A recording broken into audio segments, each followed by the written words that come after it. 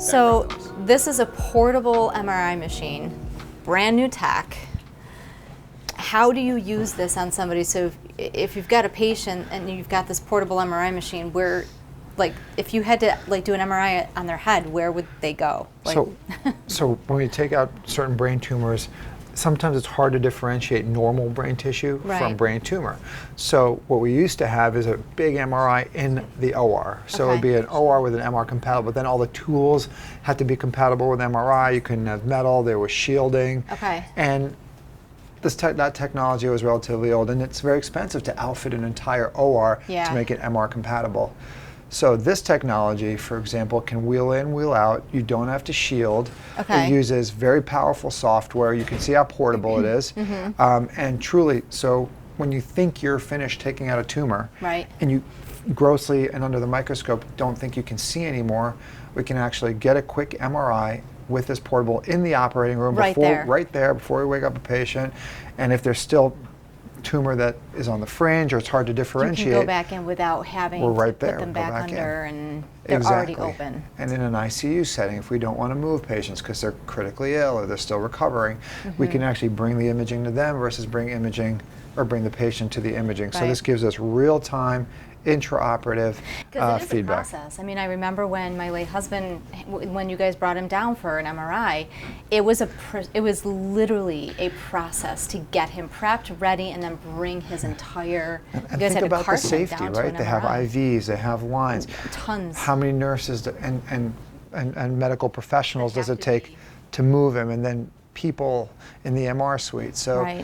I think this fundamentally is going to be enhancing safety, enhancing quality, giving us better tumor resection in real time. And this, for us, is new technology. Certainly, portable MRI has been around, but this technology is relatively new for us. So we're excited to see how this influences and augments our care. So now these, what do these do up here? You pull these out, and this does what? It blocks? Interference. So it's just for interference. One of the ways to think about it, and again, Dr. Levy we help use other technology, published technology. The coils, again, if we go back to basic physics, where the electrons move through a coil is where the magnetic field's generated. And when Dr. Levy was worried about could there be blood in the vessel of a carotid artery and I can't see it, we put the coils right on the neck.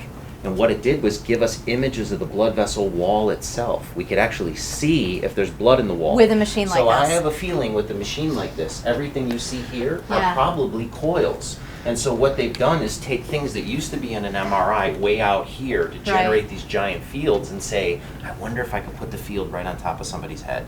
And it just gives you that I don't have to be as powerful, and I might get more detail in terms of it. So the head would fit in there. The coils, just like in the neck imaging, the coils now are much more proximal to where you're looking. And it's a wonderful idea and thought process for research and application.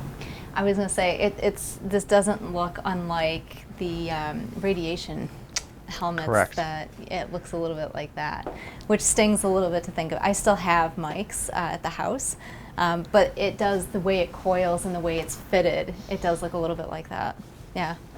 But that's amazing. So you can bring this right down into the OR and do it right there on site. Correct. And into the unit and into the patient bed, wherever they are. That's amazing.